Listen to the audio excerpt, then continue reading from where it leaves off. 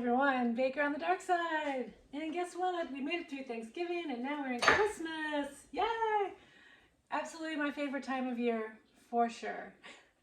And I was looking through some old magazines that I inherited from my mom when she passed. And she had stuffed all of her Christmas cookie recipes inside this magazine that she used to make every year. So these are them. Some of them are pretty yellowed out. She typed them. Some she wrote on. So these are them. I have not had the courage or was able to actually make any of her Christmas cookies so far. She always made hers, I made mine. And this year I had spread her ashes on the Field of Dreams because she always wanted to go there and never got to go. So because of that and in remembrance of her, I thought I would this year make her Christmas cookies. So that's what we're doing. We are making her Christmas cookies.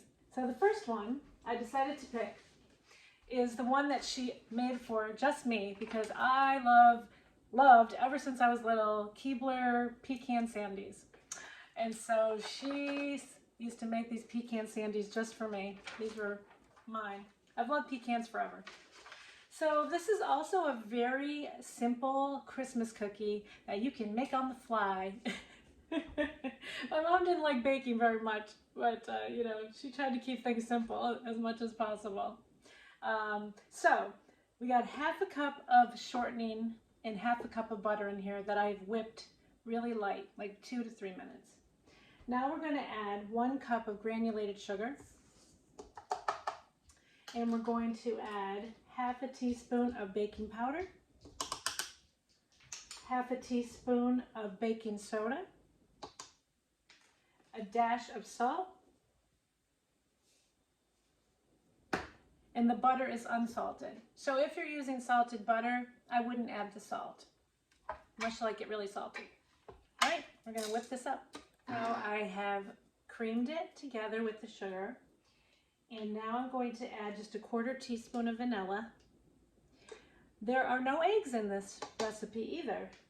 It is definitely a good recipe. You could use vegan butter if you wanted to keep it vegan. This would definitely work. You could use vegan butter instead of regular butter, and then the vegetable shortening. So that's just something that you could do real easily. All right, so I put the vanilla in. I've already scraped the bowl. 1½ cups of all-purpose flour is going in. And then you just mix this together. So just before the dough is about to pull together, you want to give it a scrape. You want to scrape the paddle because typically the shortening and the butter will go up into the paddle, and you want to make sure that everything gets incorporated together. So it's always good to do a quick scrape and make sure that you get all the shortening and the butter from the sides and the paddle.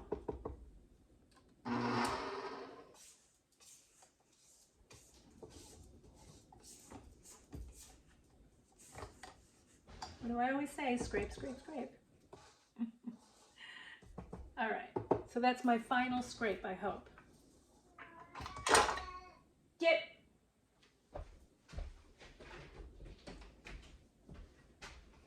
So this dough cleans the bowl. So basically it's very stiff. Push that up. Cleans the bowl. That's what I mean by cleaning the bowl. The sides are clean.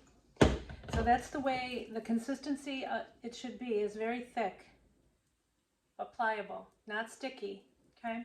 If it does seem a little sticky, add a little more flour. Add a lot of flour, but you want to make sure, like I said, that it's not sticking. And it should come off the paddle fairly easily like that. Okay.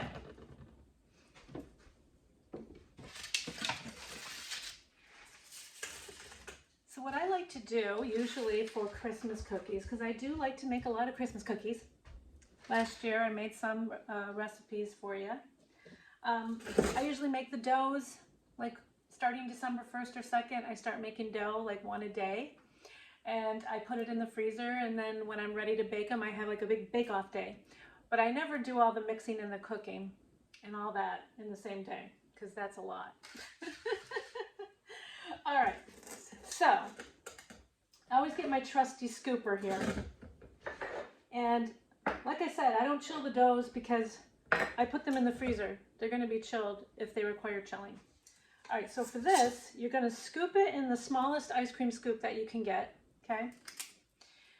You're going to roll it in a ball. And my mom used to roll them in like either sugar or sprinkles to give them that Christmas color. So you just have to lightly like roll them in the sprinkles like that. I'm going to bake a few so you guys can see. And then you just flatten it. So it flattens like that. You can use a glass if you want. It's up to you. But just something to give it a little bit of Christmas color. See that? You could also put, you know, a little more on top if you want some more sprinkles on top. Hi everyone. Okay, so you're laughing at me. I forgot to put the pecans in. And then I forgot to show you that I put the pecans in. So I put the pecans in to make them pecan sandies. All right, so this is how they look after they've baked. So we've got a plain one. You could just dust it with some powdered sugar if you wanted.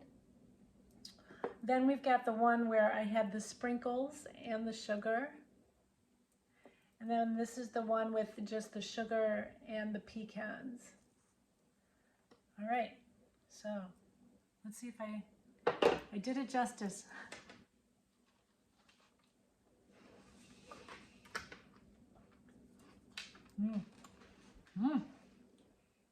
Still my favorite. It's so good.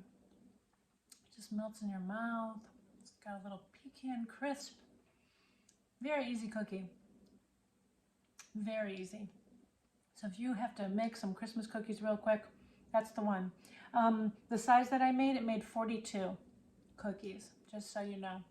Bake it for 350 degrees for about 10 minutes, and you're good to go. Hey, thanks, Mom. Merry Christmas.